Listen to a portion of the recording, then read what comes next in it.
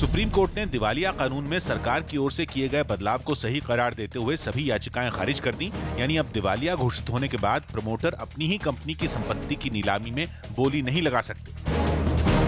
UP के कानपुर में जोरदार बारिश के साथ दिन में अंधेरा छाने की वजह से कुछ देर के लिए लोगों को परेशानियों का सामना करना पड़ा। राजस्थान के जोधपुर में मिले एक जिंदा मोर्टार को बम निरोधक दस्ते ने अपने कब्जे में ले लिया। गोवा सरकार ने खुले में शराब पीने और खाना बनाने वालों पर 2000 से 10,000 रुपए तक जुर्माना लगाने का फैसला किया।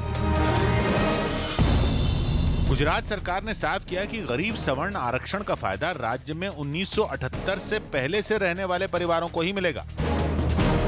आंध्र प्रदेश के श्रीहरिकोटा से इसरो ने स्कूल के छात्रों की ओर से बनाई गई दुनिया की सबसे हल्की कलाम सैट V2 नाम की सैटेलाइट लॉन्च कर दी। हिमाचल प्रदेश के पूर्व सीएम वीरभद्र सिंह और उनकी पत्नी के खिलाफ आय से अधिक संपत्ति के मामले में दिल्ली हाईकोर्ट में 30 जनवरी तक सुनवाई टल गई। बिहार के पटना में एक आदमी पर पारिवारिक विवाद में अपने सास ससुर की हत्या और पत्नी को घायल करने का आरोप लगा। राजस्थान के राजसमंद में एक आदमी पंचायत से जुड़े लोगों पर मनमानी करने का आरोप लगाते हुए एक टावर पर चढ़ गया, जिसे अधिकारियों ने काफी समझाकर नीचे उतारा। चेतेश्वर पुजारा को उनके 31वें जन्मदिन के मौके पर साथी क्रिकेटरों और प्रशंसकों ने बधाई दी। अमिताभ बच्चन ने किसी भी आईपीएल टीम में हिस्सा खरीदने की खबरों को खारिज कर दिया। इंग्लैंड में खेले जा रहे लीग कप में चेल्सी फुटबॉल क्लब ने 4-2 से जीत हासिल कर फाइनल में जगह बना ली।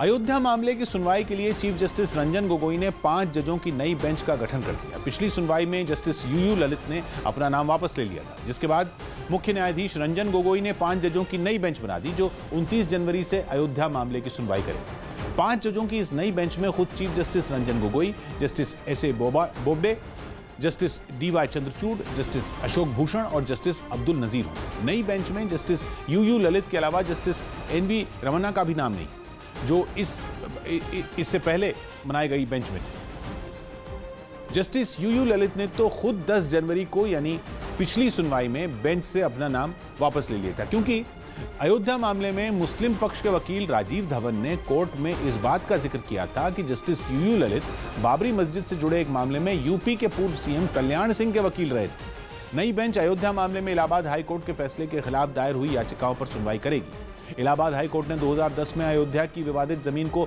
3 हिस्सों में रामलला विराजमान, निर्मोही अखाड़ा और सुन्नी वक्फ बोर्ड में बांटने का फैसला सुनाया था। देश आज 70वां गणतंत्र दिवस मना रहा है और इस मौके पर राजधानी दिल्ली में सुरक्षा के कड़े इंतजाम किए गए हैं।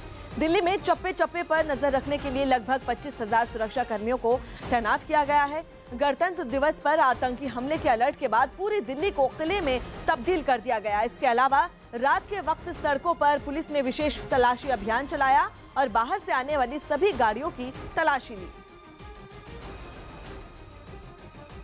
कैलाश मानसरोवर यात्रा के दौरान राहुल गांधी की चीन के मंत्रियों से गुपचुप मुलाकात का मुद्दा एक बार फिर गर्मा गया। ओडिशा दौरे पर गए राहुल गांधी ने भुवनेश्वर में रोजगार के मसले पर चीन की तारीफ की,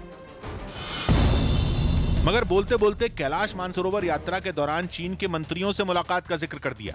When I had gone to Kailash, I met a couple of their ministers and they were saying, no, job creation is not a problem in China at all. We have plenty of jobs. Rahul का बयान आते ही BJP ने उन पर सवालों की बौछार कर दी। क्या बातचीत हुई, कौन कौन मंत्रियों से चाइना में वो मिले और उन्होंने प्रोटोकॉल फॉलो क्यों नहीं किया, चाइनीज एम्बेसी को इन्फॉर्म क्यों नहीं किया, MEA को लूप में क्यों नहीं रखा। इतना ही नहीं, बीजेपी ने राहुल गांधी को चीन की तारीफ करने पर भी घेरा। हर चीज में चाइना चाइना चाइना में इतना बढ़िया हो रहा है, चाइना में बहुत एम्प्लॉयमेंट मिल गया, इंडिया में कुछ नहीं हो रहा है, चाइना की डेमोक्रेसी धन्य है, इंडिया में डेमोक्रेसी खतरे में है। व्हाई?